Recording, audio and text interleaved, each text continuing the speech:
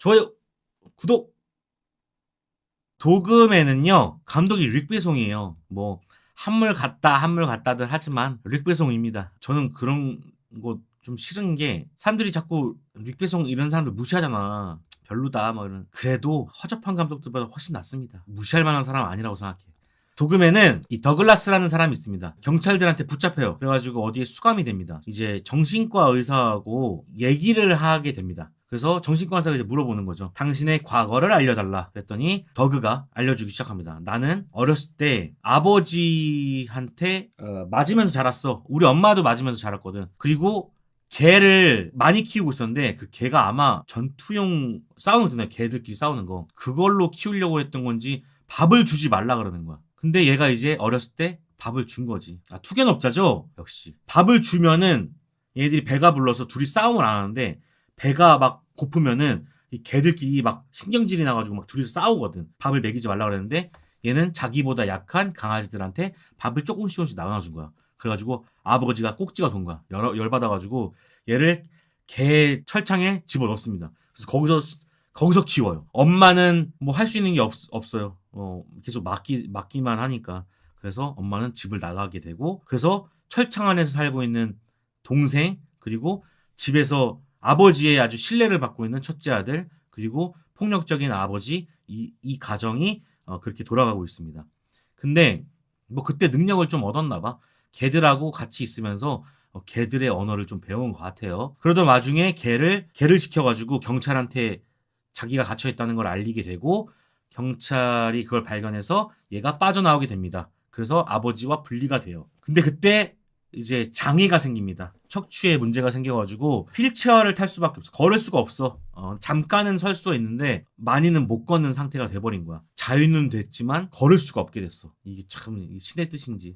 어쨌든간 뭐 그런 과거를 갖고 있고, 그러다가 일자리를 찾는데 일자리를 거의 못 찾아가지고 어느 한 곳에 딱 가게 되는데 거기는 여장을 하고 노래를 부르는 곳이었어.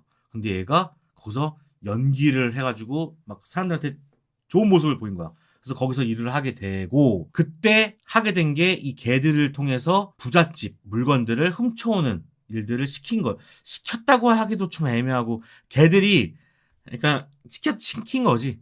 부잣집의 물건들을 훔쳐와라. 그래가지고 그거를 팔아갖고 생계를 유지하고 있었던 것 같아. 그러던 와중에 그걸 알게 된 어떤 보험 설계사가 얘를 협박했고, 그것 때문에 보험 설계사를 강아지들이 죽이게 됐고, 뭐 그런 내용입니다. 그러니까 얘의 과거 어렸을 때부터 지금까지 행적들, 얘가 왜 경찰서에 잡혀왔는지에 대해서 알려주는 내용이 도그맨입니다. 그래서 어떻게 보면은 히어로의 탄생, 조커 같은 거야. 조커도 보면은 얘가 조커가 된 이유가 거기서 계속 나오잖아요. 불우한 어린 시절부터 시작해가지고 막 사회는 받아주지 않고 뭐 사회는 미쳐가고 있고, 그래서 내가 조커가 될 수밖에 없었다. 그런 내용들이 나오잖아요. 도그맨도 그런 내용의 일종입니다.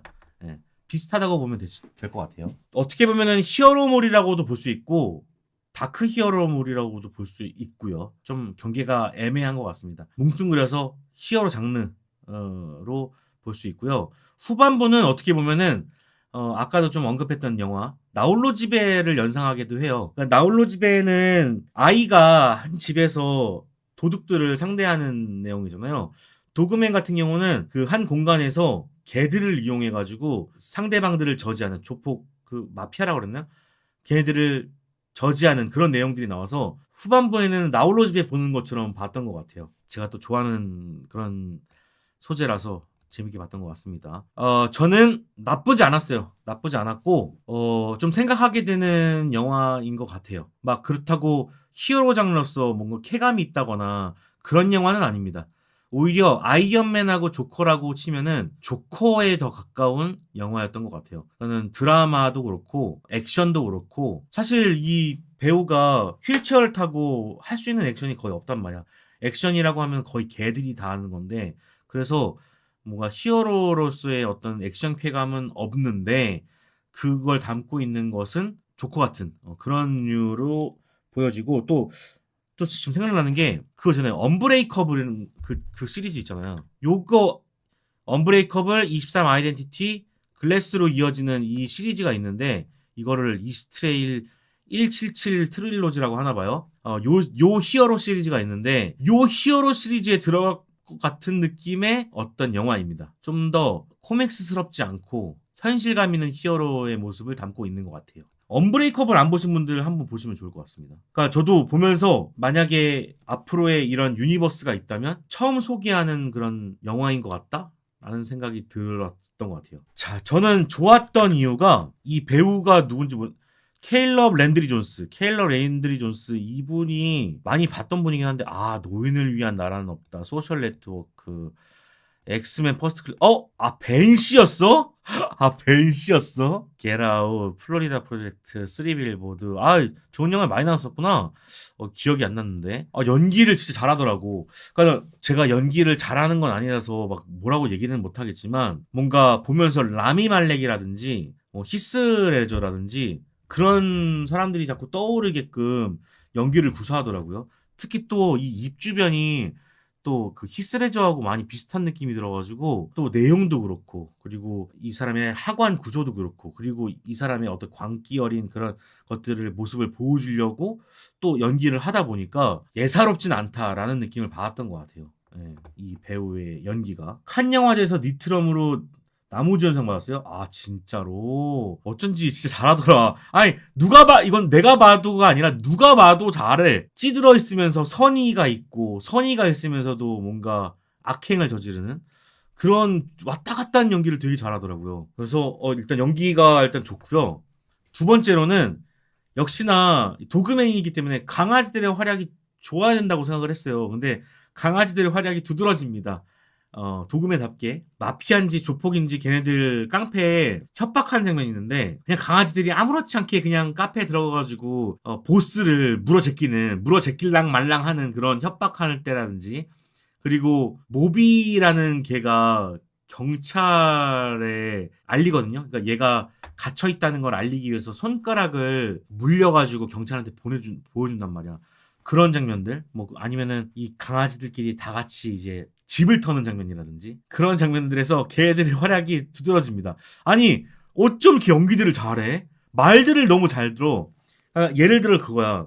내가 요리를 하잖아. 근데 내가 움직일 수가 없잖아. 그래서 내가 저기 있는 설탕하고 저기 있는 칼을 갖고 와야 되는데, 설탕 갖고 와 그러면 설탕을 갖고 오고, 칼을 갖고 와 그러면 칼을 갖고 와. 근데 그 개가 다 따로야. 한 마리가 막 똑똑해가지고 그걸 갖고 오는 게 아니라 모든 개가 그걸 다 해. 연기를 어떻게 한 거야? 조련서가 누구야? 진짜. 어쩜 이렇게 걔들이 똑똑한지, 그런 애들만 섭외를 한 건지, 아니면은 조련사가 진짜 조련을 잘한 건지 모르겠는데, 걔들의 활약이, 전 또 걔를 좋아하잖아요. 보면서 계속 바람의 생각도 나고 너무 좋더라고요. 애견인들은 무조건 보시라. 역시나 그런 생각이 든다. 제가 그런 얘기 항상 친구들한테 해요. 여기 계신 분들 중에서도 유부남이 계실 수 있는데, 제가 유부남들한테 그런 얘기를 합니다. 유부남들은 필히 강아지를 길러야 된다. 그 말을 꼭 드리거든요. 왜냐면은 남자들이 그 속 얘기들을 아내한테 할 겁니까? 자식한테 할 겁니까? 그렇다고 부모한테 해요? 할 데가 없어요.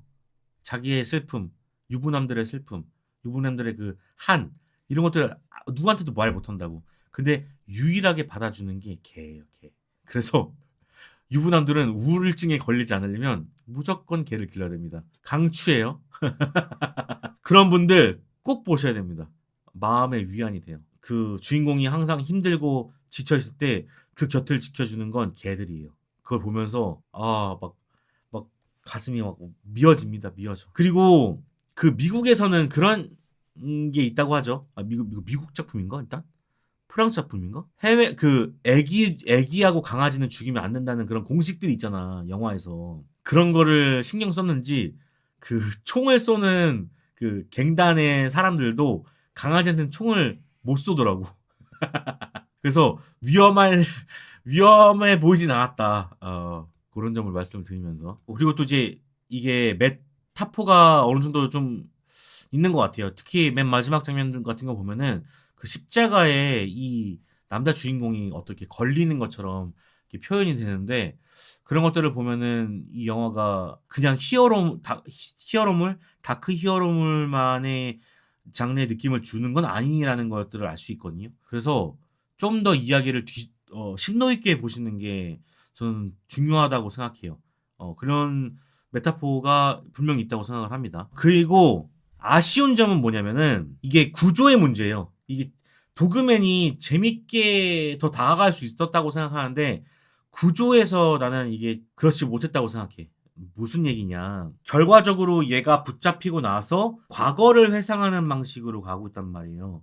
그러니까는 얘가 들려주는 과거부터의 이야기, 플래시백을 통해 가지고 쭉 이야기가 전개가 되고 있는데 이게 자기의 역사를 나열할 수도 있거든요. 처음에 얘가 어렸을 때부터 태어나 가지고 얘가 핍박받으면서 살아왔고 개철장에 갇혔고 그리고 사고가 일어났고 아버지한테 독립했고 계속 이렇게 역사적으로 나열할 수도 있는데 굳이 플래시백을 통해 가지고 과거 회상으로 갔단 말이지.